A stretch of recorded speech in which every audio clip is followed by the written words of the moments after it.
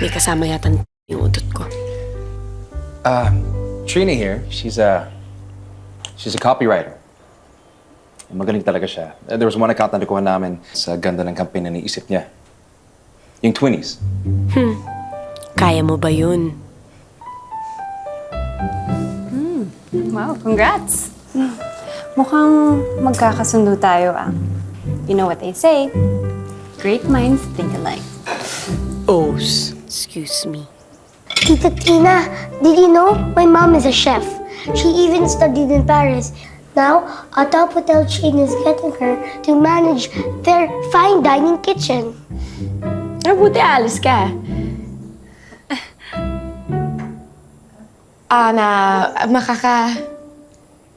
Ibig ko sabihin, buti may offer. Congrats.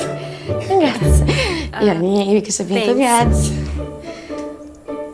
Teka, paano ba yung setup niyo dito? Yeah.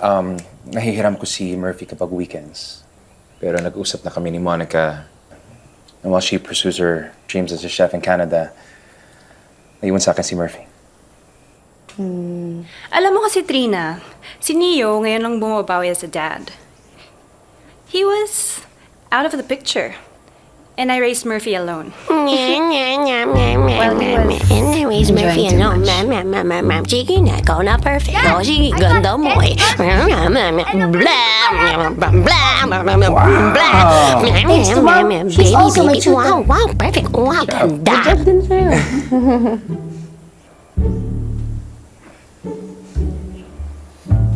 Tita Trina, do you know that my mom can speak 5 languages? English, Tagalog, Spanish, French, and Japanese. Murphy, stop. Wow. Tita Trina, why won't you try Mom's kare-kare? Oh, kain tayo.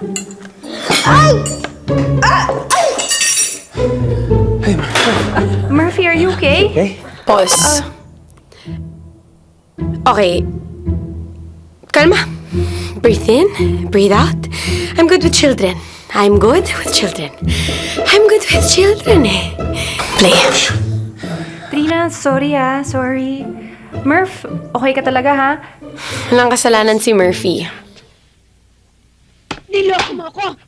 Selena, Paano mo natin nalokohin ako? hindi ko alam ang sinasabi Paano? mo. Ano ka ba? Tulog na si Paulo. Si Paulo? Pinaniwala mo ko ng mga asawa lang imbitado dito. Sinadya mong itago sa akin na isinama mo si Paulo dahil alam mong hindi ako papayag na maiwan si Junjun. Bakit ka nagsinungaling sa akin? Will you please calm down? Gabi na. Marami nang natutulog.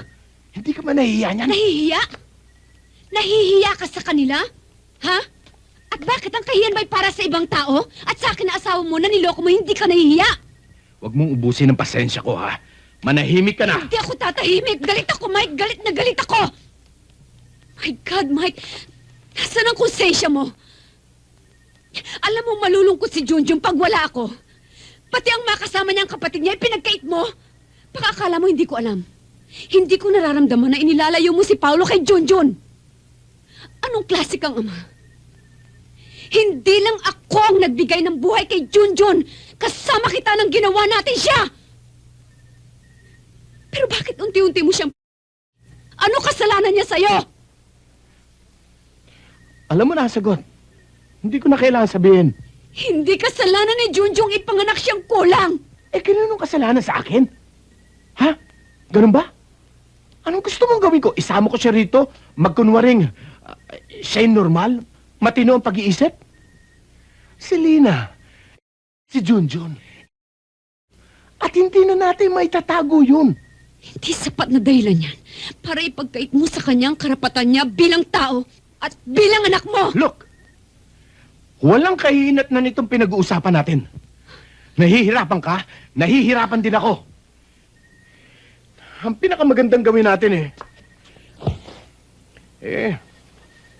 ipadala na natin si Junjun sa States dahil doon maraming boarding schools para sa mga autistic. Mike! Selena! Ka talaga! Wala ka na inintindi kundi ang sarili mo! Kundi ang sarili mo! Ang dami-dami ko ng sinakripisyo! Ang dami-dami ko ng tiniis! Hanggang saan? Hanggang kailan? Pagod na ako!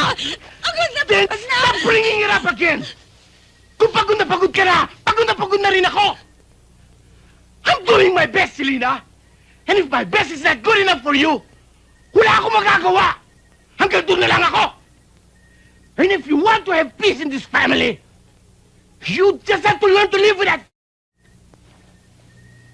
Okay?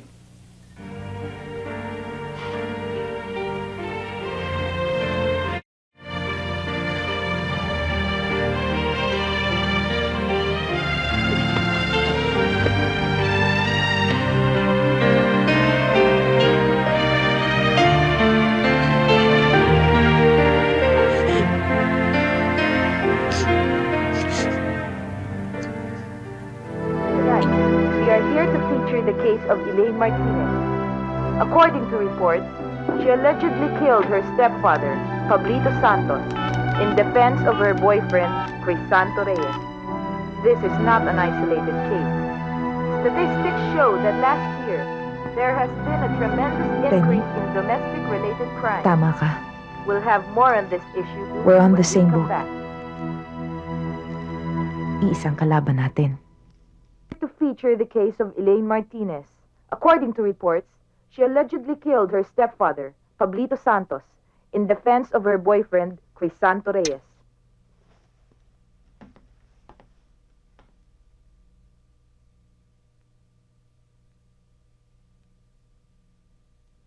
Raul, I'm just concerned. Gusto ko lang malaman mo kung anong klaseng babae siya. Malamang nagkikita pa sila. Hindi natin alam kung anong maaari nilang gawin sa'yo. Kaya kong harapin kung ano man yon. Raul,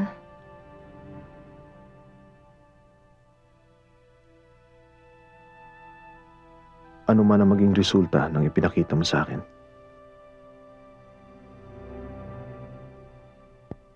Nakapagpasya na ako. We have to live separate lives. I'm sorry. pumunta ako dito para tulungan ka. Kung yan ang desisyon mo, tatanggapin ko. Gusto ko lang malaman mo na tinanggap ko na ang offer sa BBC. I'll be leaving for London soon. I'm sorry.